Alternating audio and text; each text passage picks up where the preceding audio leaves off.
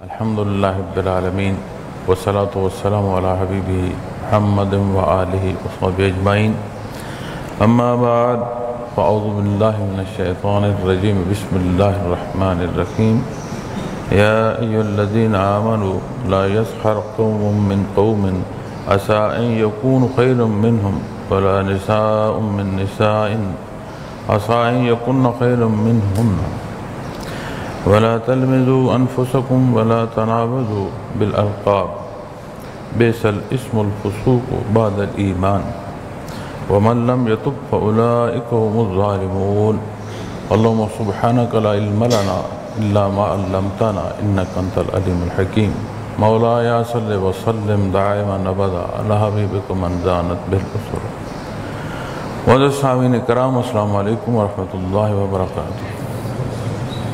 سایہ کریمہ میں ارشاد باری تعالیٰ ہے، اے ایمان والو، کوئی قوم کسی قوم کا مذاق نہ اڑائے، شاید کہ وہ ان سے بہتر ہوں، اور نہ عورتیں عورتوں کا ہو سکتا ہے کہ وہ ان سے بہتر ہوں، اور ایک دوسرے کو طعنہ نہ دو اور نہ ایک دوسرے کو خراب نام سے پکارو۔ ایمان لانے کے بعد برا نام رکھنا گناہ ہے، اور جو باز نہ آئیں گے تو وہی ظلم کرنے والے ہیں۔ معزز سامعین کرام، اللہ کریم نے انسان کو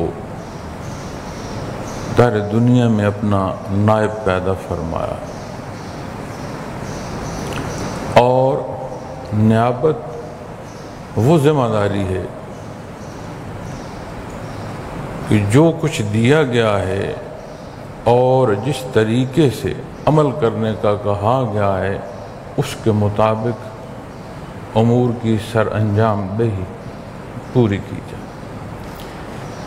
نیابت سے قطعاً یہ مراد نہیں ہے کہ معاملات ذاتی ہوں، معاشی معاشرتی ہوں، یا کوئی پہلو ہو اس میں جو خواہشات ذاتی ہیں انہیں فوقیت دی جائے۔ نائب نیابت اس بات کی غمازی کرتے ہیں یہ الفاظ کہ جو کچھ ذمہ داری دی گئی ہے اسے احسن طریقے سے ادا کیا جائے۔ گرچہ یہ نیابت اللہ کریم کا بہت بڑا احسان ہے، ان گنت مخلوقات میں یہ اعزاز، یہ شرف اس حضرت انسان کو نصیب ہوا۔ پھر جب آپ انسان، لفظ انسان کو ہی دیکھیں گے،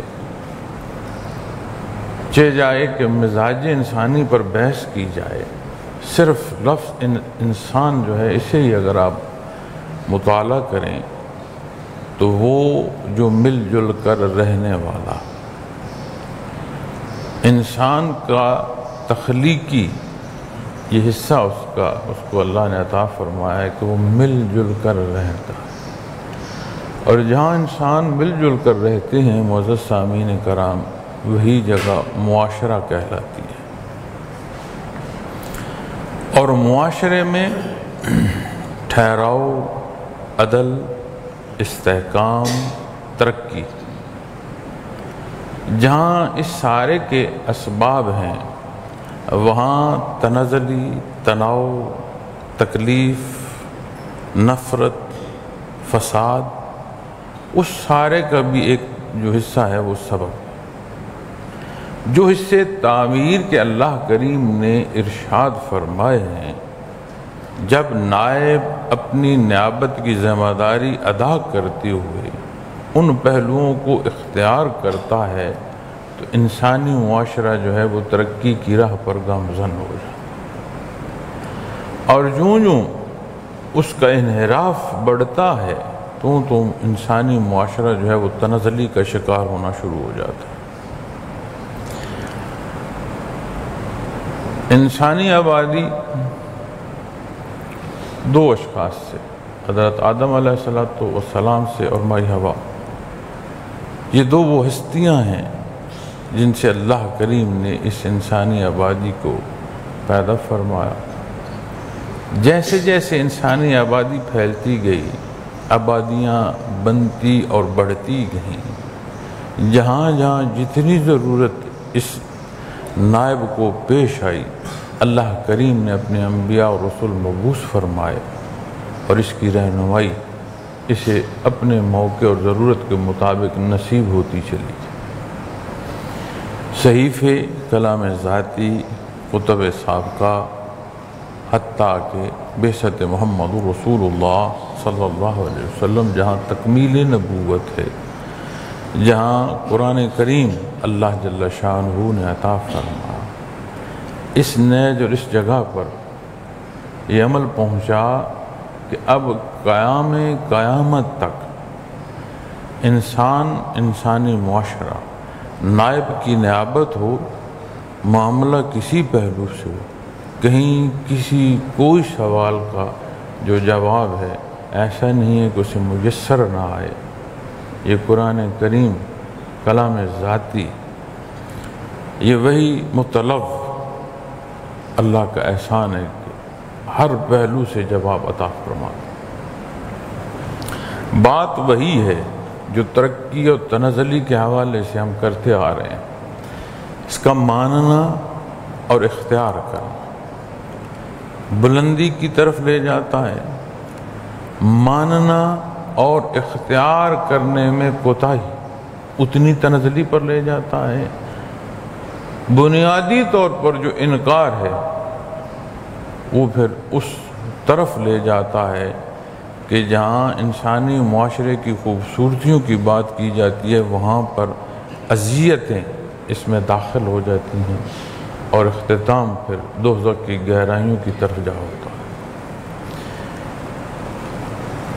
جہاں وہ پہلو جو شرائط ایمان کی ہیں وہ بیان فرمائی گئی ہیں، اور جہاں عبادات کے پہلو اللہ جل شانہ نے ارشاد فرمائے ہیں اور نبی کریم صلی اللہ علیہ وسلم نے ہمیں ان کی باریکیاں، ان کے انداز، ان کے پہلو تعلیم فرمائے ہیں، اور آپ صلی اللہ علیہ وسلم نے عملی طور پر اختیار فرمایا، اپنے اصحاب کی، اپنے خدام کی تربیت فرمائی، تصحیح فرمائی، اور اللہ کریم کا احسان کہ اجماع امت ہم تک پہنچانے کا سبب ہے. یہ جو بات ہم کر رہے ہیں اس موضوع اور اس حصے کا، ہم سب ایک اکائی ہے.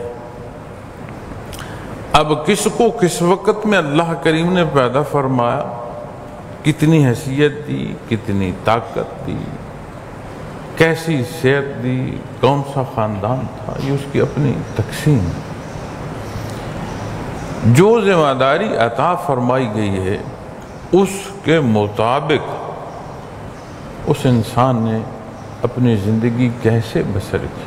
جو کچھ رب کائنات نے اسے عطا فرمایا، جو فرصت اسے عطا فرمائی، اس سب کا تصرف کیسا اور کیا تھا. پھر قرآن کریم اللہ کریم کا کلام ہے، اس کی ذات علیم ہے، وہ خالق ہم مخلوق ہے.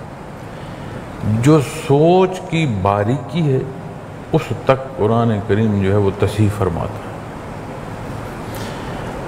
اب اس سارے کے لیے وہ پہلو جو بنیادی طور پر آج آیا کریمہ کی ابتدا میں نے تلاوت کیا اور مجھے تلاوت کرنا نصیب ہوا، یا ایھا الذین آمنوا، یہ بنیاد.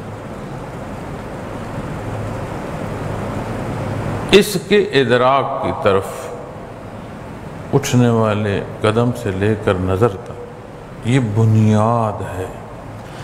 اور جب اس بنیاد سے کوئی آری ہو تو جیسے تخیلاتی عمارت ہے اس کا وجود نہیں ہے، یا بنیاد نہ ہو اور فضا میں عمارت کھڑی کرنے کی کوشش کی جائے تو نہیں ہوگی. اینٹ پر اینٹ نہیں جڑ سکے گی، دیوار تو کیا بنے گی. اسی طرح یہ جو بنیادی حصہ ہے ایمان کا، جس کے پاس یہ نہیں ہے اس کو پھر اندھا پن، اس کی کیفیت اور حال حیات ظاہری کے باوجود مردہ ہے، اس میں حیات حقیقی جو ہے اس کی رمق پھر نہیں ہے، حیات روحانی اس کے پاس نہیں ہے، پھر ایک جانور کی زندگی ہے اور ضروریات زندگی کی تکمیل کی ایک جنگ ہے، اور جتنے القاب، انداز گفتگو، پہننا اوڑھنا، جتنا دکھاوا کر لے، ایک اندر کا جانور ہے جو معاشرے میں تفریق اور نفرت کا سبب بنتا چلا جاتا ہے۔ انا اور لالچ نکلتا نہیں۔ یہ وہ بنیاد ہے یا ایھا الذین آمنوا جو اتباع محمد رسول اللہ صلی اللہ علیہ وسلم سے نصیب ہوتی۔ الحمدللہ آج ہمارے جو پاکستان کی سطح کے ذمہ دار ہیں سلسلہ عالیہ میں اور تنظیمی جو شعبہ ہے تنظیم الاخوان میں،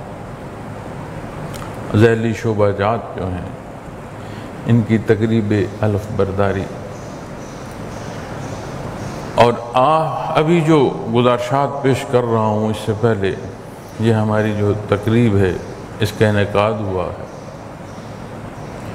تو میں دونوں پہلوؤں میں ذمہ دار کی ذمہ داری کا پہلو اور احباب سالکین جو متعلقین ہیں ان کی اور آپ کا جو وہاں تعلق ہے، پھر بحیثیت ایک فرد، ایک قوم کی اکائی، جو عمومی ذمہ داریاں ہیں، ان تمام میں جو ہمارا کردار ہے وہ نتائج کی صورت میں اجاگر ہوتا ہے۔ جتنی ہم نے اللہ کی، جتنی ہم نے عبادت کی، اس کی جمع تفریق اگر کوئی کتابوں یا کاپیوں یا رجسٹروں میں لکھنا چاہے وہ سمجھ نہیں آئے گی۔ دیکھی جا سکتی ہیں، محسوس کی جا سکتی ہیں، جہاں جہاں جو برتاؤ جس سطح کا ہے اس میں کتنا انصاف ہے، اس میں کتنا اتباع ہے آپ صلی اللہ علیہ وسلم کا، اس اتباع میں کتنا خلوص ہے، اور معاملات زندگی پیش آنے ہیں۔ ہم بھی اسی معاشرے کی ایک اکائی ہے، ہماری بھی سوچ کا، ہمارے بھی کردار کا، ہمارے بھی عمل کا اثر ہے اس معاشرے میں۔ اب تمام جو حصے عبادت کے نصیب ہوئے ہیں، اور بہت بڑا احسان ہے میرے اللہ کا، یا ایھا الذین آمنوا، اس سے آگے بات ہو رہی ہے، اس کا کرم اور احسان ہے، کمزور صحیح، گناہگار صحیح، لیکن اس کا احسان ہے کہ یہ حصہ ہمیں نصیب ہے۔ اب قرآن کریم ضروریات زندگی کے ہر پہلو کو مخاطب بھی فرماتا ہے، اجاگر بھی فرماتا ہے، جہاں سوال ارشاد فرمایا جاتا ہے وہاں مدلل اور حتمی جواب دیا جاتا ہے۔ بڑے بڑے قانون دان، بڑے بڑے دانشور اور اپنی قوموں کو لیڈ کرنے والے جو تحریریں بناتے ہیں قوانین کی صورت میں، تحقیق کی صورت میں، عمومی دنیا کے پہلو ہیں، سائنس ہے، اخلاقیات ہیں، کیا ہیں، وقت کے ساتھ بدلتے ہیں وہی لوگ، وہی قومیں، اور ایسا بھی ہوتا ہے کہ وہ جو تحقیق کر رہا ہے وہ خود اپنی بات کی نفی کر رہا ہوتا ہے۔ یہ واحد حصہ ہے جو اللہ جل شانہ نے ہمیں عطا فرمایا ہے، جو لمحہ محمد الرسول اللہ صلی اللہ علیہ وسلم سے نصیب ہوا، جس کی مدلل اور حتمی ہونے پر یہ صدیاں شاہد ہیں۔ دنیا کے کسی خطے میں کوئی قوم کسی معاملے میں رہنمائی لے اسے نصیب ہوتی ہے، اور یہ عمل قیامت تک اس مخلوق کی جو تشفی فرمائے۔ اب اللہ کا احسان ایمان نصیب ہوا، اس کا بہت بڑا احسان ہے، عبادت کرنے کی توفیق نصیب۔ بات جب نتائج کی دیکھی جائے گی، یا جو میں کہہ رہا تھا کہ اپنے عبادات کو ڈائریوں اور کاپیوں میں لکھنے کی ضرورت نہیں ہے، جو لکھنے والے اللہ نے مقرر کیے ہیں وہ خطا نہیں کھائیں گے۔ کوئی شے ایسی نہیں ہے جو لکھی نہ جائے یا لکھے سے رہ جائے، لکھنے والے لکھ رہے ہیں۔ اب جو صورت میرے اور آپ کے دیکھنے کی ہے، دیکھیں تو صحیح نتائج یہاں موقع پر کیا مرتب ہو۔ مزدور کا پسینہ خشک ہونے سے پہلے جو اسے مزدوری نصیب ہوئی اس عالم آب و گل میں، وہ کیا ہے؟ پھر جہاں کمی بیشی ہو ہر شے موجود ہے۔ آپ صلی اللہ علیہ وسلم نے حدود بیان فرما دی، مقرر فرما دی۔ فقہ ائمہ نے مجھ جیسے نالائقوں کے لیے، کمزور اور کم علم لوگوں کے لیے باریکیاں تحقیق کی اتنی کر دیں، کہیں کوئی گنجائش باقی نہیں رہی۔ اب استفادہ تو میں نے اور آپ نے کرنا ہے، باہم استعداد ہے، استفادہ کرنے کے جو ضرورت کے حصے ہیں وہ بھی موجود ہیں، بات فیصلے کی ہے۔ اور جب انسانی معاشرے کی بات آتی ہے معزز سامعین کرام، آج کا جو جدید معاشرہ یا جسے ترقی یافتہ معاشرہ کہا جاتا ہے، اگر آپ وہاں بھی دیکھیں، جس کی ہمارے لوگوں کو بڑی خواہش ہوتی ہے، بڑی تڑپ ہوتی ہے، ایک جمع غفیر ہے مخلوق کا، ہر کوئی اکیلا ہے۔ انسان بنیادی طور پر مل جل کر رہنے والا جمع غفیر ہے اور ہر کوئی اکیلا ہے۔ کیا سبب ہے؟ جہاں جو تجاوز آئے گا ارشادات محمد رسول اللہ صلی اللہ علیہ وسلم سے، اس تجاوز کو پھر اس نے بھگتنا بھی ہے۔ ہم آپ اپنے معاشروں میں دیکھتے ہیں، ہر کوئی کہتا ہے میری زندگی ہے، اس میں مداخلت نہ کرو۔ بچے، جوان، لڑکے، لڑکیاں، نئے شادی شدہ جو جوڑے ہیں، دیکھیں تو صحیح، چھوڑیں کسی کو، اپنے اہل خانہ میں دیکھیں، اپنے خاندان میں دیکھیں، عزیزداری میں دیکھیں، اپنے ارد گرد سے دیکھنا شروع کر دیں، یہ کیفیت آپ کو نظر آئے گی، صرف محسوس نہیں ہوگی، نظر آئے گی۔ کیا سبب؟ انحطاط اور رواجات کا اطلاق جب دین پر کیا گیا تو یہ نتائج پیدا ہونا شروع ہو گئے۔ تڑپ ارشادات محمد رسول اللہ صلی اللہ علیہ وسلم کی، اس کا حقیقت میں ہونا اور دعوے میں ہونا فرق ڈال۔ اب جب ان نزاکتوں اور ان پہلوؤں پر بات کریں گے تو یہ اتنا بڑا ایک بنڈورا ہے اور اتنا بڑا ایک دکھ بھری داستان ہے کہ اس موضوع پر جو میرا وقت ہے وہ بیان کا وہ پورا ہو جائے گا، تو میں اپنی بات کو سمیٹتے ہوئے جو اللہ جل شانہ کا کلام ہے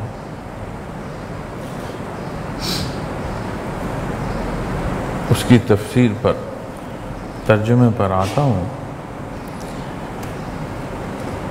ہم باتیں واقعات سننے پر زیادہ متوجہ رہتے ہیں،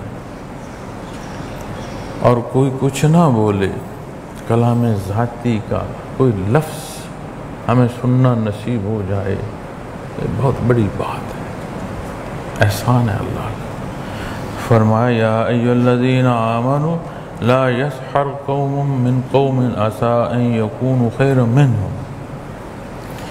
فرمایا کوئی قوم کسی قوم کا مذاق نہ اڑائے، شاید کہ وہ ان سے بہتر ہو۔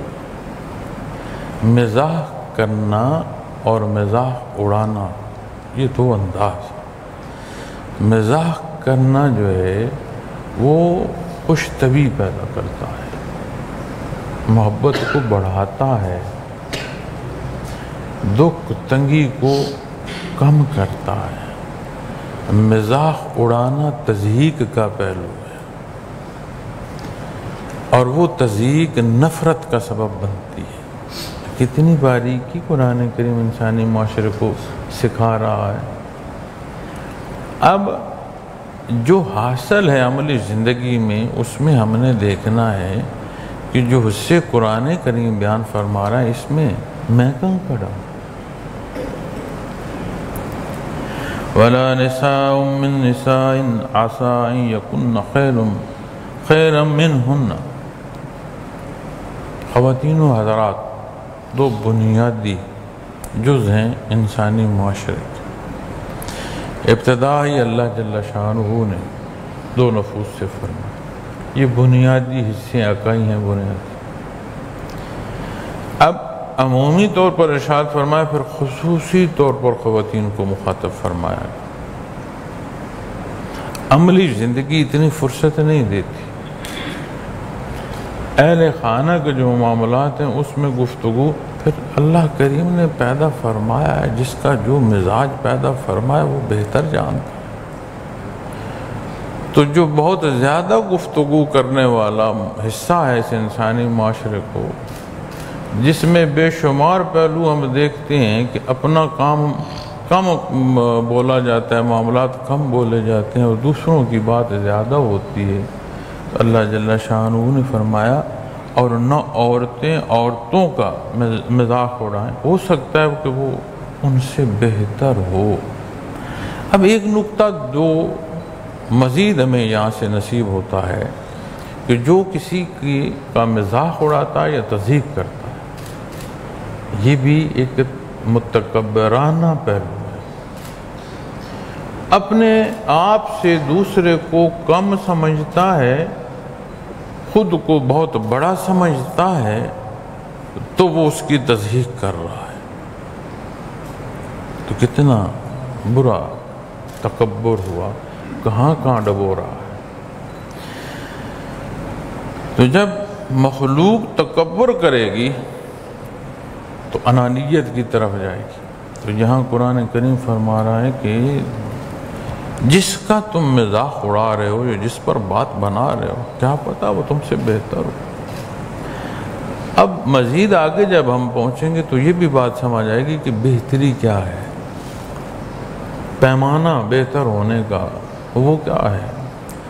وَلَا تَلْمِزُوا أَنفُسَكُمْ وَلَا تَنَابَزُوا بِالْأَلْقَابِ، اور ایک دوسرے کو تانا نہ دو اور نہ ایک دوسرے کو خراب نام سے پکارو۔ کتنی باتیں ہوتی ہیں، ہم وہ موقع اور اصل موضوع چھوڑ دیتے ہیں، تانے پر پہنچ جاتے ہیں، فلاں وقت تم نے یہ کیا، تیرے باپ نے یہ کیا، موضوع چھوٹ گیا، اور وہ جو تانا دینا ہے اس نے خلش پیدا کر دی، پھر جواباً اس سے بھی جو بات بن پڑے وہ بھی کہہ رہا۔ اب جیسی نیا خانے دل میں سوچ ہوتی ہے، جو کیفیت اس نیا خانے میں ہے، وہ الفاظ کے ساتھ ایسے نتھی ہوتی ہے کہ اگلے کے سینے میں جا اترتی ہے۔ جیسی کیفیت اور جیسے الفاظ ہیں، ایسا احساس بدلے میں اگلے کے اندر پیدا ہوتا ہے۔ اب جہاں مذاق اڑایا جا رہا ہے، تانا زنی کی جا رہی ہے، بگڑا ہوا پہلو پکارا جا رہا ہے، جواباً وہاں سے کیسے اور کون سے پھول آئیں گے؟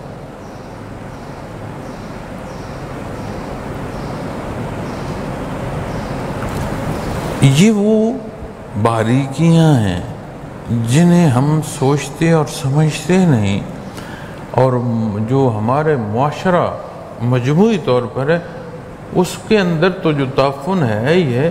اب یہ گھٹتے گھٹتے معاملہ جو ہے بحث کا گھر تک آ گیا ہے۔ گھر کے 4 فرد ہیں، 4 رخ ہو گئے ہیں، اور بڑا کمال جو سمجھا جا رہا ہے کہ یہ میری زندگی ہے، میری پرائیویسی ہے۔ جس معاشرے کو دیکھ کر یہ کہا جا رہا ہے کہ میری زندگی ہے، اس کا اختتام اولڈ ہوم میں جا کر دیکھیں۔ وہ لوگ جو ضعیفی کی عمر میں حکومت کے ذمے ہیں، جن کا کھانا دوائی لباس حکومت دے رہی ہے، وہی انسان ہے جو مل جل کر رہنا اس کی مزاج میں ہے، داخل ہے، اسے دیکھیں، اس کی حضرت زدہ آنکھوں کو دیکھیں، اس سے گفتگو کر کے دیکھیں، سمجھ آ جائے گی کہ یہ جو اختتام ہے میری زندگی، اس کا اختتام ہے کہ یہاں موقع پر کیا؟ وہی بندہ جو سینے پر ہاتھ مار کر اپنی جوانی کی جو قوت ہے اسے للکارتا ہوا اپنی زندگی کا اعلان کر رہا ہے، وہی ضعیفی میں وہاں دیکھیں عبرت آئے گی۔ اور اس معاشرے کو جس کی تکمیل تعمیر نبی کریم صلی اللہ علیہ وسلم نے فرمائی، جو جتنا ضعیف ہو اتنا معزز ہو جاتا ہے۔ بات کھانے کی ہے پہلے اس کا، بات سواری کی ہے پہلے اس نے بیٹھا، کوئی بات گھر کے اندر معاملات کیا ہے حتمی فیصلہ اس کا، کوئی جرأت نہیں کرتا اس کے سامنے بولے۔ تو کبھی تو وہ بھی جوان تھا، اس کے باوجود میں بھی طاقت ہوگی۔ آج ضعیفی ہے، قرآن کریم فرماتا ہے کہ واپس لوٹا دیا گیا، جانتے ہوئے انجان ہو گیا، عزت اور اکرام بڑھ گیا، اف نہیں کی جا سکتی۔ ضعیف والدین نصیب ہوں اور پھر کوئی رہ جائے بخشش سے، تو اس سے بدقسمت ترین بندہ کوئی نہیں۔ تو یہ چھوٹی چھوٹی باتیں نہیں ہیں، یہ اکائی اور جوڑ ہے۔ ہر بات اہم ہوتی ہے، اپنے مقام اور موضوع کے مطابق ہوتی ہے۔ موازنے میں چھوٹی بات یا بڑی بات کہنا ایک الگ بات ہے۔ جس موضوع یا جس پہلو کی جہاں ضرورت ہو، یہی آپ اس کو دیکھ لیں، یہ ممبر ہے، بظاہر ایک پوری لکڑ ہے، کہیں اتنی ساری میخ جو ہے نا، اس پوری لکڑ میں اس کا وجود کوئی نہیں، اتنی ساری میخ، لیکن جس جوڑ میں اس میخ نے لگنا ہے وہاں وہ میخ اتنی اہم ہے کہ اس کی پوری تعمیر اور حلیے کا سبب بن جاتی ہے۔ تو یہ کہہ دینا یہ عام اور عمومی اور چھوٹی باتیں، یہ درست نہیں ہے۔ بڑی چھوٹی سی بات ظاہراً ایسی میخ کا کام کرے گی کہ خاندانوں کو جوڑ دے گی، اور کوئی معمولی سی لغزش اور بے خیالی میں کہی گیا کوئی تجاوز کا لفظ اتنا بڑا بگاڑ پیدا کر دے گا کہ باہم دشمنی پیدا ہو جائے۔ پھر فرمایا میرے اللہ کریم نے، بئس الاسم الفسوق بعد الایمان، ایمان لانے کے بعد برا نام رکھنا گناہ ہے۔ ابتدا فرمائی یا ایھا الذین آمنو، پھر یہ تربیت کے پہلو اور معاشرے کے تعمیری حصے اور بنیادی اکائیاں نصیب ہوں، پھر فرمایا ایمان لانے کے بعد برا نام رکھنا گناہ ہے، یہ زیادتی کر رہے ہو، اس کی جواب دہی ہوگی۔ یہ جاتے جاتے کسی کا تمسخر اڑا جانا، تضحیق کر جانا، اب کسی کو اللہ کریم نے سالم وجود نہیں کیا تو یہ اس کی قدرت کا اظہار ہے، اس کو اس معذور کی تضحیق کا سبب کر دینا، جواب دینا پڑے گا۔ تو کون ہوتا ہے اس کی مخلوق میں نقاش بیان کرنے والا؟ تو کون ہوتا ہے جس نے تجھے قوت گواہی دی، اس کا تو غلط استعمال کر؟ جواب دہی ہوگی۔ وَمَن لَّمْ يَتُبْ فَأُولَٰئِكَ هُمُ الظَّالِمُونَ، بات یہاں نہیں رکی، اور جو بعد نہ آئیں گے تو وہی ظلم کرنے والے ہیں۔ اور یہ جسے ہم عام سی بات سمجھتے ہیں نا، والدین کے ساتھ جو بدسلوکی کی، بہن بھائیوں کے ساتھ کی، حقوق و فرائض کی جو تقسیم ہے اس کا خیال نہ رکھا، مجھے بڑا غصہ آ گیا جی، بڑا سخت ہے۔ وہ جسے غصہ آتا ہے جو بڑا سخت ہے، باہر گلی کوچی میں بھی کسی گلے پڑا ہے؟ ضعیف والدین کے گلے پڑتا ہے، بہن بھائیوں کے گریبان چاکا، باہر بھی کسی سے لڑا ہے، اس کا غصہ باہر بھی آیا۔ تو جہاں اللہ نے اختیار دیا ہے اس اختیار کا جائز استعمال، ناجائز نہیں. گناہ ہے، جواب دہی ہوگی، اور جواب دہی کہاں ہوگی؟ وَمَن لَّمْ يَتُبْ فَأُولَٰئِكَ هُمُ الظَّالِمُونَ. جہاں ظالموں کا حساب ہو رہا ہوگا پھر حساب وہاں جا دینا ہوگا. اور سب سے بڑا ظلم جو ہے اللہ کریم نے شرک کو فرمایا، کفر کو فرمایا، ظلم عظیم فرمایا. تو جب بات بڑھے گی رکیں گے نہیں، اختیار کا ناجائز استعمال کریں گے تو پھر حساب بھی وہاں جا کر دینا پڑے گا جہاں بڑے بڑے ظالم ہوں گے، پھر حساب وہاں ہوگا. یا ایھا الذین آمنوا اجتنبوا کثیرا من الظن ان بعض الظن اثم ولا تجسسوا ولا یغتب بعضکم بعضا. لیکن کیسی کیسی باریکیاں قرآن کریم بیان فرما رہا ہے. اے ایمان والو، بہت سے گمانوں سے بچا کرو، بے شک بعض گمان گناہ ہوتے ہیں، اور تجسس نہ کیا کرو، اور نہ ایک دوسرے کی غیبت کیا کرو. خود سے ہم سوچنا شروع کر دیتے ہیں. اللہ کی یاد سے خالی دل جو ہے، یہ دل ایسا مسکن ہے، یہ خالی نہیں رہتا. یہ فضا خالی نہیں ہے، یا اس میں روشنی ہے یا اس میں اندھیرا ہے.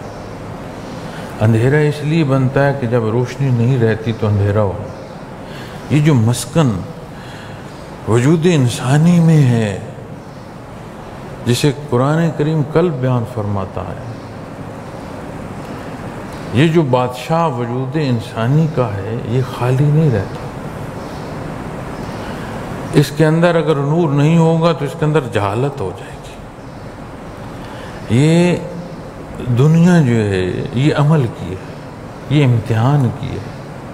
ایک مسلسل زندگی ہے، ایک مسلسل عمل ہے، اور مسلسل عمل جو ہے وہ اسے مسلسل یا تسلسل کا نام اسی لیے دیا جاتا ہے کہ وہ رکتا نہیں ہے. دل خالی کیسے ہو کہ جب یہ زندگی رک نہیں رہی تو دل خالی کیسے ہو؟ اگر روشنی نہیں ہوگی، نور نہیں ہوگا تو پھر اندھیرا ہوگا، جہالت ہوگی. خود سے ہی جب کوئی سوچتا ہے تو سمجھ آتی ہے اللہ کی یاد سے آری ہے. قرآن کریم فرماتا ہے نا کہ جو اللہ کی یاد چھوڑ دیتا ہے اس پر شیطان مسلط ہو جاتا ہے، کر دیا جاتا ہے. اب جب اللہ کی یاد نہیں ہوگی اور شیطان مسلط ہو جائے گا تو کیا کرے گا؟ بے شمار گمان. نہ کسی نے کہا، نہ کسی سے سنا، خود سے ہی بدگمانی شروع. بھائی کوئی مثبت گمان بھی تو کیا جا سکتا ہے، گمان بد ہی کیوں؟ اسلام جو طریقہ ہمیں سکھاتا ہے وہ مثبت ہے. کسی کے بارے میں کوئی خیال مثبت، کوئی توقع مثبت، تاں کہ وہ غلطی کرے نہیں. اس کے بارے اچھائی کا تصور، تاں کہ وہ برائی کا مرتکب نہ ہو. آج کیا صورت ہے؟ ہر ایک برا ہے تاں کہ کوئی ثابت نہ ہو جائے کہ یہ بہت اچھا ہے، پھر بھی ماننا نہیں ہے. اس لیے تو یہ جو کہتے ہیں نا کہ نیکی کر اور دریا میں ڈال. حضرت رحمۃ اللہ تعالیٰ علیہ نے ایک دفعہ رمضان المبارک میں حکم فرمایا کہ بہت خشک سالی ہے اور ایک آبادی ہے، اس میں پانی نہیں ہے، تو وہاں پانی پہنچایا جائے. ہم سارے لگ گئے. میرے حصے میں بھی چند خدال آئے جو ہم اس کے لیے نالی کھود رہے تھے، اور روزہ تھا. اور اس میں ایسا بھی ہوا کہ وہ جو وہاں مشینری پر کام کرنے والا جو تھا مستری، وہ اس کا روزہ نہیں ہوتا تھا. تو کچھ دفعہ ایسا بھی ہوا کہ اس کے جو بچے ہوئے ٹکڑے تھے ان کے ساتھ ہم نے افطاری کی. کیا تھا؟ حضرت کا فرمان تھا کہ پانی پہنچاؤ. ٹھیک ہے جی، لمبی تفصیل ہے لیکن جو نقطہ عرض کرنا چاہتا ہوں کہ جب ہم پانی پہنچا چکے سکتا، ہمارے پاس محکمہ آ گیا گورنمنٹ کا۔ فرمائیں انہوں نے کہا جی یہ جو جگہ جہاں سے آپ پانی نکال رہے ہیں یہ گورنمنٹ کی ہے۔ ہم نے کہا جی بالکل ہے۔ انہوں نے کہا جی جس آبادی کی آپ بات کر رہے ہیں وہیں سے ہمارے پاس درخواست آئی ہے کہ یہ تو قبضہ کر رہے ہیں۔ اللہ شاہد ہے، ٹریکٹر کا انجن بیٹھ گیا، وہ جو مشینری لگائی تھی وہ ساری اس پروسیس میں اڑ گئی، اپنے ہاتھوں نالی کھودی، خرچ کیا، گرمی میں روزے میں بچے ہوئے ٹکڑوں کے ساتھ افطاری کی، اس لیے نہیں کی کہ وہ ہمیں کوئی اسٹامپ لکھ دیں۔ شیخ کا حکم تھا، اور شیخ کا حکم اس لیے تھا کہ اللہ راضی۔ لیکن جہاں جن کے ساتھ یہ معاملہ کیا جا رہا تھا، جو ان کا جواب تھا وہ یہ تھا کہ مجموعی طور پر درخواست گورنمنٹ کو گئی کہ یہ نام ہمارا ہے، تمہاری جگہ قبضہ کر جائیں گے۔ تو یہ جو معاملہ ہے نا کہ نیکی کر اور دریا میں ڈال، تو میں ہنسا، میں نے کہا لگتا ہے دریا کی گہرائی کم ہوتی ہے، اس کو سمندر میں ڈالا شاید پھر کہیں سے سر نہ نکال آئے۔ تو اس سے مراد یہ ہے کہ محض واسطے اللہ کے، اب کوئی مانے تو کیا، کوئی نہ مانے تو کیا، ہمیں اس سے کیا غرض؟ جس کی رضا کو عمل کیا جا رہا ہے وہ دیکھ رہا ہے، وہ جانتا ہے، اس کے ہاں لکھا جا رہا ہے۔ ہم اپنے معاملات بھول جائیں گے، وہ فرماتا ہے کہ وہاں کوئی معاملہ رہے گا نہیں، ایک ایک شے تحریر میں ہوگی، ایک ایک چیز روبرو آئے گی۔ تو جب معاملات محض واسطے اللہ کے ہوں گے، معیار وہ ہوگا جو نبی کریم صلی اللہ علیہ وسلم نے اختیار فرمایا، حکم فرمایا، تو تبادلوں کی بات ختم ہو جائے، خالص نیکی ہوگی جس میں توقع نہیں ہوگی مخلوق سے۔ اور جب دل عاری ہوتے ہیں، خالی ہوتے ہیں اس کی یاد سے، پھر اس جگہ بسیرا شیطان کا ہوتا ہے، شیطنت رہتی ہے پھر وہاں، پھر بدگمانیاں۔ اب نہ کو آیا نہ کو بولا، خود سے ہی سوچنا شروع ہو گیا کہ وہ جس کے ساتھ معاملہ تھا اس نے یہ اس لیے دیر ہوگی، وہ وہاں نہیں ہوگا، وہ یہ کر رہا ہوگا۔ وہ قرآن کریم کیا فرماتا ہے؟ بدگمانی سے بچو۔ اور بدگمانیوں میں پھر اس حدوں پر چلے جاتے ہیں، اللہ جل شانہ نے فرمایا ان بعض الظن اسم، کہ ایسی حدوں کو چلے جاتے ہیں جس میں ہم گناہ میں داخل ہو جاتے ہیں۔ ولا تجسسوا، خواہ قرید میں لگ گئے، یہ کیوں آیا ہے، یہ کیوں جا رہا ہے، اپنا کام جس کو جا رہے ہیں وہ چھوڑ دیا، دوسرے کے تجسس میں لگ گیا۔ اب یہ تجسس کس لیے ہوتا ہے؟ زیر کرنے کے لیے ہوتا ہے، دوسرے کی جو غیبت ہے اس پر ہوتا ہے، بہتان کے لیے ہوتا ہے، اپنی بڑھائی، اپنی پاک اور صفائی ہونا جو ہے اس کو سمجھتے ہوئے دوسرے کے لیے ساری قسم کی نالائکیاں جانتے ہوئے یہ چیز ہوتی ہے، ایسے نہیں ہوتا۔ اور قرآن کریم فرما رہا ہے وَلَا تَجَسَّسُوا، اور تجسس نہ کیا کرو، کیوں قریدتے ہو؟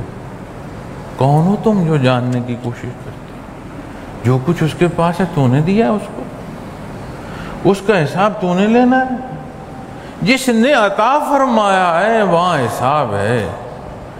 وہاں ایسی صورت بھی قرآن کریم بیان فرماتا ہے کہ اپنے کیے گئے اعمال یاد نہیں ہوں گے، روبرو آئیں گے تو سمجھ آئے گی کہ جو میں بھول رہا تھا یہاں تو وہ بھی بیان ہو رہا ہے۔ تو کون ہوتا ہے کسی کا حساب کتاب کرنا؟ کیوں قرید میں لگا ہے؟ پھر ایک چیز عرض کروں، قرآن کریم ہے، اللہ کریم کا کلام ہے، حق ہے،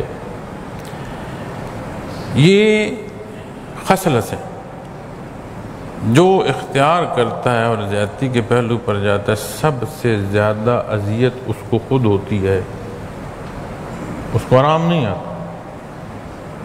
یہ جو تانے دے رہے ہوتے ہیں، یہ جو برائیاں بیان کر رہے ہوتے ہیں، یہ جو تجسس میں لگے ہوتے ہیں، یہ جو غیبت کر رہے ہوتے ہیں، سب سے زیادہ تکلیف میں مبتلا یہی ہوتے ہیں. اب کوئی ان کا سینہ کھول کر دیکھ نہیں سکتا. ان کے اندر کا جو جلاؤ ہے وہ انہیں ہر وقت جلاتا ہے.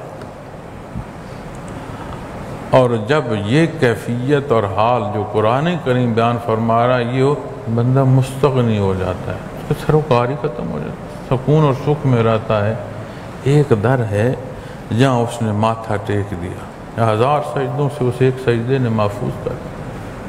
جگہ جگہ چپے چپے پر ماتھا ٹیکنے کی بجائے ایک اللہ کے حضور ماتھا ٹیکا جہاں سے سکھ نصیب ہوا، جہاں سے مقصد تخلیق کو پایا. وَلَا يَغْتَبْ بَعْضُكُمْ بَعْضًا. اور غیبت، اب ایک بندے کے اندر نقص ہے، اس نقص کو جہاں آپ دہرا رہے ہیں اس کا کیا مطلب ہے کہ میں تو بڑا پاک باز ہوں، وہ گناہگار، اس کے اندر یہ خطا ہے. اپنی پاک بازی بیان کرنے کے لیے کسی کی جب کوئی بدی بول رہا ہو تو یہ کیسے بات سمجھ آئے کہ معاملہ بدبودار ہو اور توقع خوشبو کی جا رہی ہو. گندگی کے ڈھیر پر یہ سمجھا جائے کہ میں عطر کے مقام پر آ گیا ہوں. عطر کا مقام اور ہے، گندگی کا ڈھیر اور ہے. کہیں وہاں تعفن ہے، یہاں خوشبو اور مہک ہے.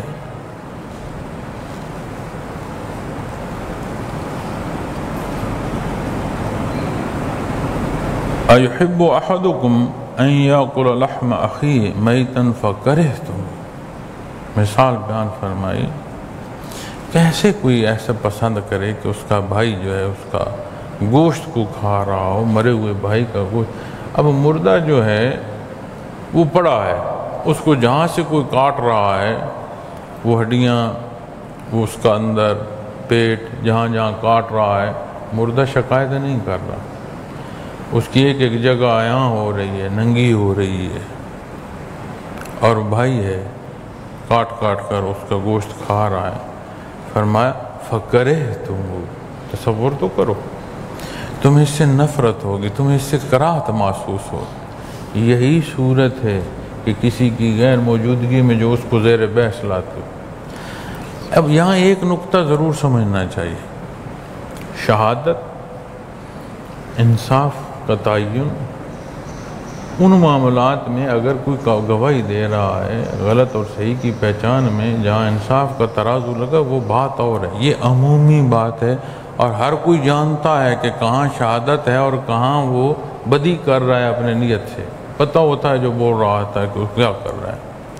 وَاتَّقُوا اللَّهَ. اور اللہ سے ڈرتے رہو. یہ سارا کیسے ہوگا؟ ایمان سے شروع ہوئے، اس پر قائم ایسے رہو، ہر معاملے کو، ہر حصے کو، ہر سوچ کو، اپنی ذات کو ہمہ وقت محسوس کرو کہ اللہ کے روبرو ہوں. اپنے معاملے کو اتنا نازک محسوس کرو کہ کہیں اس رشتے میں کوئی بال نہ آ جائے، میرا کوئی عمل ایسا نہ ہو جس سے میرا اللہ مجھ سے ناراض. بڑے بڑے لوگ دنیا میں بھی جو بڑا ہو تو بڑا نام ہے، اور اللہ کے وہ بندے آپ ان کو دیکھیں کہ وہ اللہ جل شانہ کی حضوری اور اس کے حضور پیش ہونے سے تھر تھر کانپتے. حضرت عمر فاروق رضی اللہ تعالیٰ، نبی کریم صلی اللہ علیہ وسلم کی دعا، آپ کا فرمانا کہ جس گلی سے عمر آ رہے ہوں شیطان چھوڑ دیتا ہے، آپ کا فرمانا کہ میرے بعد اگر کوئی نبی ہوتا تو عمر ہوتا. قرب قیامت کی آیات پڑھتے، تلاوت کرتے، غش کھا کر گر پڑتے. وہ کیفیت اور حال جو اللہ کے روبرو ہونے کا ہے اس پر غش کھا کر گر پڑتے. جنہوں نے نبی کریم صلی اللہ علیہ وسلم کے ساتھ جب حق کی ابتدا کی تو اس پر اللہ نے انہیں اپنی جان اور اپنے خون سے مہر ثبت کرنے کی جو ہے وہ بھی شان عطا فرمائی. زندگی تمام ہو گئی، اپنا خون جو ہے اس کی شہادت دے کر دار دنیا سے گئے، لیکن جب اللہ کے روبرو ہونے کی بات آتی تو غش کھا کر بکر.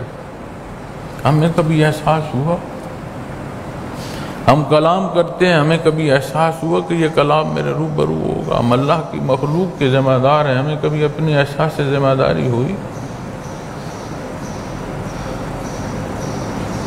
ہمارے ہاں بارش ہو تو لوگ مخلوق مرنا شروع ہو جاتی ہے، بارش نہ ہو تو لوگ مخلوق مر رہی ہے۔ کیا کبھی ہمارے حکمران یہ بات سمجھیں گے کہ یہ معاملات اللہ کے حضور پیش ہوں گے اور اس کی جواب دہی دینی ہوگی؟ میں نے اور آپ نے جو اپنے حصے کا کردار ادا کرتے ہیں، کبھی سوچا کہ ہم نے اللہ کے روبرو پیش ہونا ہے؟ آپ میرا حال نہیں جانتے، لیکن میرا اللہ تو میرے حال جانتے ہیں، میری سوچوں سے واقف ہیں، میں کیا کروں گا وہ تو وہ بھی جانتے ہیں۔ کبھی میں نے سوچا کہ میں اپنے اللہ کے روبرو ہوں؟ اتنی مخلوق جو ہے، اس کا جواب میں کیسے دوں گا؟ یہی معاملہ آپ اپنی اپنی حیثیت میں سوچیں، جو ذمہ دار ہیں اپنی ان ذمہ داریوں کے تحت یہ اس سے سوچیں کہ یہی ذمہ داریوں کے معاملات ہوں گے اور اللہ کے حضور ہم کھڑے ہوں گے، کیا جواب دیں؟ کبھی ہم نے سوچا؟ ایک حکومتی ذمہ دار کی موجودگی ہمیں احساس دلاتی ہے، اور اس وحدہ لا شریک پر جو ایمان ہے، اس کے حاضر ناظر ہونے کا جو ایمان ہے، وہ یہ احساس نہیں دلاتا۔ یہ باریکیاں نہیں ہیں، یہ معاملات چھوٹے نہیں ہیں، ان کو اختیار کریں، خوبصورت معاشرے کی تشکیل ہوگی۔ ہماری غلطیوں اور گناہوں اور جو زیادتی ہیں ان کی بخشش کا سبب ہوں گے یہ معاملات، اس کی مخلوق کی بہتری کے لیے، اس کے حکم کے لیے، اس کے حبیب صلی اللہ علیہ وسلم کے اتباع میں، اپنے نبی کریم صلی اللہ علیہ وسلم کے تعمیلہ حکم جو ہے اس کے لیے کتنی بڑی بات ہے۔ پھر جب ہم اللہ اللہ کرتے ہیں، لطائف و مراقبات و منازل کی بات آتی ہے، وہ کہاں ہیں جب عملی صورت میں نظر نہ آئے؟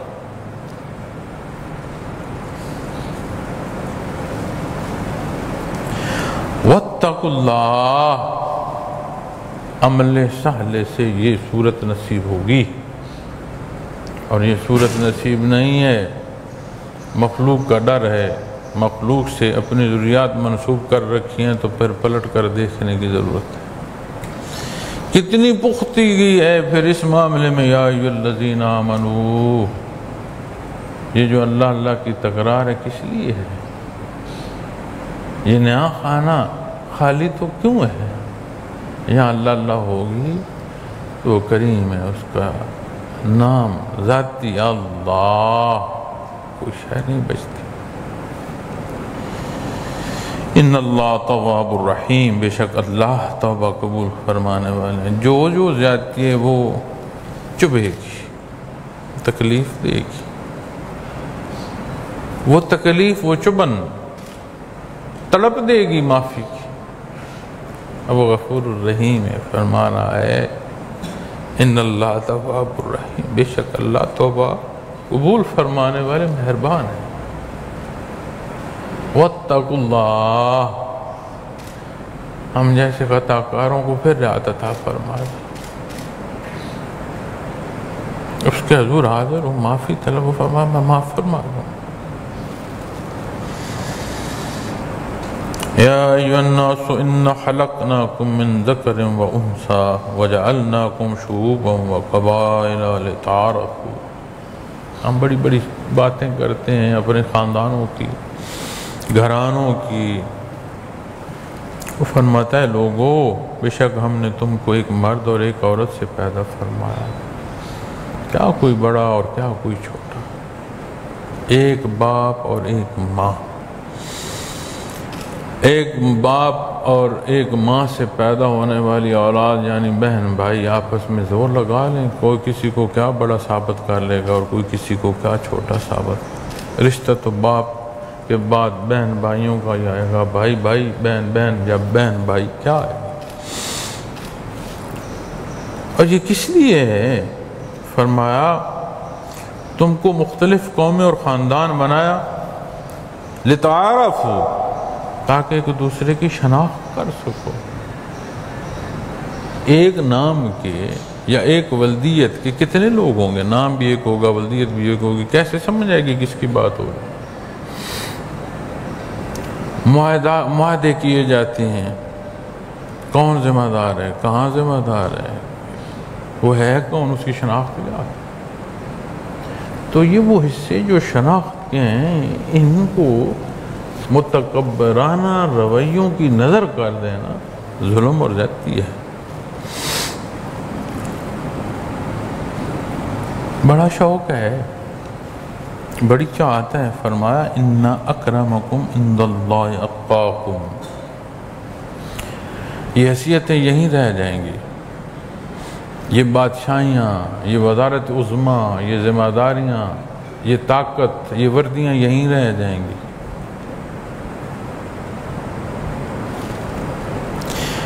کیا ہے حیثیت، کیا ہے؟ بے شک اللہ کے نزدیک تم میں زیادہ عزت والا وہ ہے جو زیادہ پرہیزگار ہے۔ دو پہلو عرض کروں گا۔ ہمارے نزدیک بہت کمال جو ہے صاحب حیثیت ہے۔ قرآن کریم جو کمال بیان فرما رہا ہے وہ صاحب عزت ہے۔ ہم سمجھتے ہیں بڑا پن دولت سے ہے، طاقت سے۔ قرآن کریم بیان فرما رہا ہے کہ بڑا پن عزت سے ہے، احترام سے ہے۔ جس کا احترام ہو رہا ہو، جس کی عزت ہو رہی ہے، وہ بڑا پن ہے۔ اور یہ عزت و احترام جب دنیا کے لالچ میں آتا ہے تو پھر وہ عزت و احترام بھی یہاں داخل نہیں ہوتا۔ وہ جو حق پر قائم رہتے ہوئے اللہ عطا فرماتے ہیں، وہ تو عز من تشاء، وہ جو عزتوں کا مالک ہے، وہ جو عطا فرماتا ہے، کچھ نہیں ہوتا کسی کے پاس۔ جس کے پاس سب کچھ ہوتا ہے وہ اس کے حضور دست بستہ بیٹھا، کسی نہیں بیٹھا۔ دنیا کا تو اس کے پاس کچھ نہیں ہے، لیکن جو اللہ نے اسے عطا فرمایا وہ دنیا کی طاقت کے پاس نہیں ہے۔ بڑے بڑے بادشاہ مشائخ کی جوتیاں سر پر رکھ کر اپنے آپ کو کیوں خوش قسمت کہہ گئے؟ بادشاہی تو اس کے پاس تھی جس نے جوتے سر پر رکھے ہوئے تھے، لیکن حقیقی جو بات ہے وہ اللہ کے نام میں ہے۔ تو جو عزت ہے، اصل بہت بڑی بات یہ ہے۔ اور جہاں ذات نہ رہ ذات باری تعالیٰ جائے، یہ معاملات پھر وہاں سے شروع ہوتے ہیں۔ اور عزت کس کی ہے؟ جو زیادہ پرہیزگار ہے۔ پرہیزگاری کیا ہے؟ جو کچھ نبی کریم صلی اللہ علیہ وسلم نے ظاہر و باطن سے خلوص کے ساتھ اس کا ماننا اور اس پر عمل اختیار کرنا۔ کیوں ہم سودے کرتے ہیں معاشرتی زندگی میں کہ اس نے کون سی میرے ساتھ بھلائی کی ہے جو میں اس سے بھلائی کروں؟ دیکھو قرآن کریم کیا فرما رہا ہے۔ نبی کریم صلی اللہ علیہ وسلم نے زندگی کے کس پہلو کو کیسے اختیار فرمایا، یہ دیکھو۔ ہمیں کس سے سروکار؟ ہمیں کوئی جھنڈے گاڑ دے گا، ہماری کو بڑی جو ہے وہ انعام اور اکرام دے دے گا، وہ اس کے گاڑے گئے جھنڈے، وہ اس کے دیے گئے انعام میں قبر میں لے جاؤں گا؟ قبر میں تو میرے ساتھ میرے معاملات جائیں گے، میرے اعمال جائیں گے۔ میں نے اس کو کیا کرنا ہے بھائی؟ چاٹنا ہے اس کو۔ ہم لوگ کمزور اور خطاکار ہیں، دنیا میں اس طرح محو ہو جاتے ہیں کہ آخرت بھول جاتے ہیں۔ حالانکہ یہی دنیا جو ڈوبنے کا سبب بن رہی ہے، اسی دنیا کو نبی کریم صلی اللہ علیہ وسلم کے فرمان کے مطابق اختیار کرو، ہر عمل ایک سیڑھی بن جاتا ہے اللہ کی قرب کی طرف، اللہ کی رضا کی طرف۔ امتحان جو یہ ہے جہاں ہم رہ رہے ہیں، پھر کیوں اعلان کرنے کی ضرورت ہے کہ میں اتنی تسبیحیں پڑھ رہا ہوں، میں اتنے نفل پڑھ رہا ہوں، اتنا وقت ذکر کرتا ہوں، آج میں نے یہ محسوس کیا، میں نے یہ دیکھا۔ ان اللہ علیم خبیر، جس کے لیے کر رہے ہو وہاں سنانے کی ضرورت نہیں ہے۔ بے شک اللہ جاننے والے، خبر رکھنے والے ہیں۔ ان اللہ علیم خبیر، بتلانے کی نہیں ضرورت۔ جو تم سمجھ رہے ہو کہ تم جانتے ہو، یہ وصف بھی اسی کا دیا ہوا ہے، اس لیے اپنی حد میں رہو۔ اپنی کم آئیگی کمزوریوں کی معافی میں رہو۔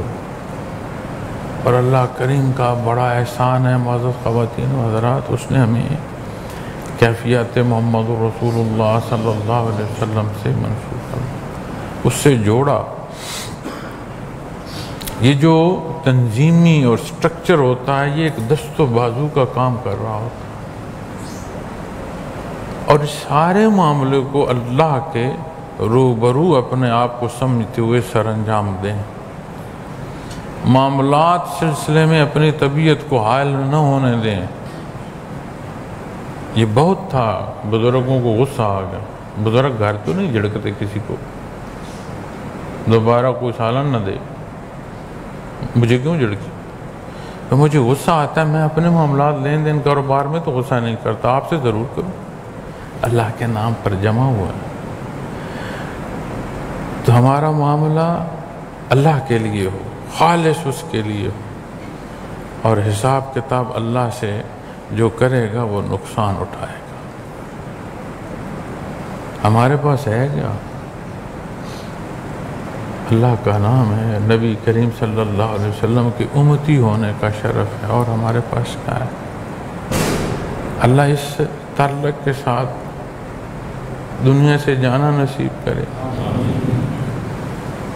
تو یہی کچھ ہے جو اس کے حضور جا کر پیش کر سکتے ہیں، بہرحال تیرے نام پر تھے، تیرے حبیب کی امتی ہیں، اور ہمارے پاس کچھ نہیں۔ نعرہ تکبیر۔ تو اللہ کریم جوش کی نہیں بات، ہوش کی بات، اس پر جوش کی نہیں ضرورت، اس پر ہوش کی ضرورت۔ دیکھو میں کیا کر رہا ہوں میرے معاملات کا۔ تو اللہ کریم کرم اور احسان فرمائیں، خطا کار ہیں، ہماری غلطیوں اور گناہ معاف فرمائیں، وہ کردار عطا فرمائیں، اپنے حصے کی جو ذمہ داری ہے وہ احسن ادا ہو۔ دنیا میں کتنا ظلم ہے سارے دیکھ رہے ہیں، وطن عزیز میں کہاں کتنی بے انصافی ہے سارے دیکھ رہے ہیں، عامت الناس بھی دیکھ رہی ہے، اہل جماعت بھی دیکھ رہے ہیں، ادارے بھی دیکھ رہے ہیں، سیاستدان بھی دیکھ رہے ہیں، حکمران بھی دیکھ رہے ہیں۔ جس کا جتنا حصہ ہے اس دیکھنے کا اتنا حساب دینا ہو۔ اللہ کریم ہمیں غیرت ایمانی عطا فرمائے، ہم اسلام کی نشاط ثانیہ میں خرچ ہوں، اللہ اور اس کے حبیب کی طلب میں دار دنیا سے جائیں۔ وآخر دعوانا الحمدللہ رب العالمین۔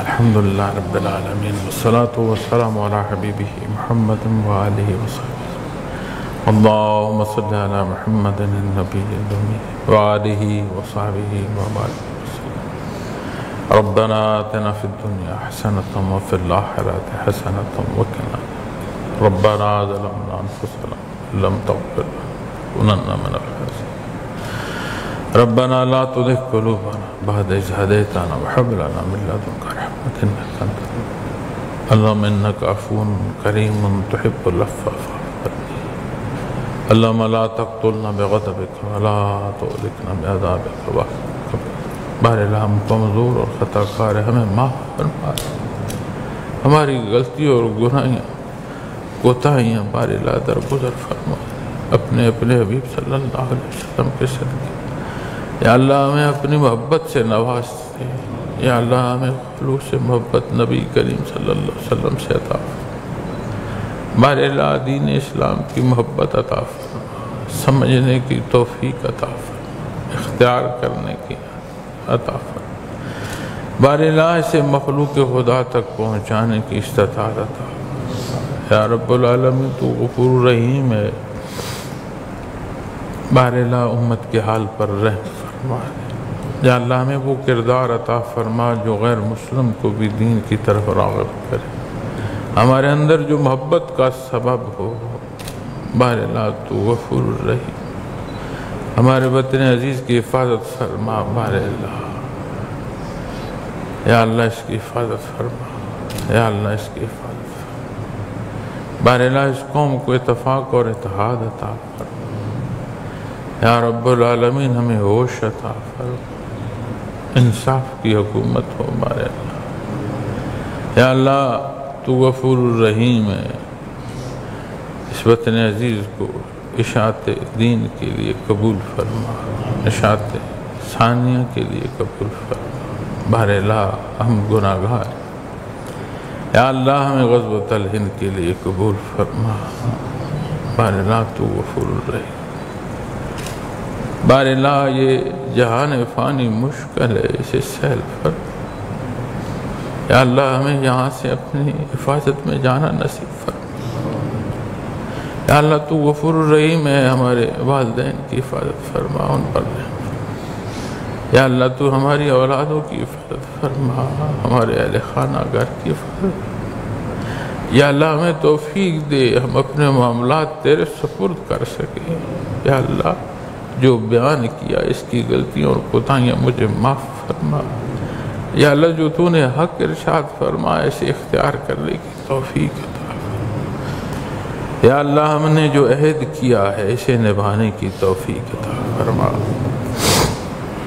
اے میرے اللہ ہمارے بڑے پیارے جو دار دنیا سے گزر چکے ہیں ان کے حال پر رحم فرما، ان کی کمی بیشیاں معاف فرما، اے میرے اللہ دنیا سے جانا آسان فرمانا، حیات برزخیہ سہل فرما، یا اللہ روز معاشر شفاعت محمد رسول اللہ صلی اللہ علیہ وسلم عطا فرما، رب یسر ولا تعسر وتمم بالخیر وتمم بالخیر وتمم بالخیر، اللہم صلی علی محمد النبی الامی وآلہ وصحبہ وبارک وسلم، وصلی اللہ تعالی علی خیر خلقہ وآلہ وصحبہ اجمعین برحمتک یا ارحم الراحمین۔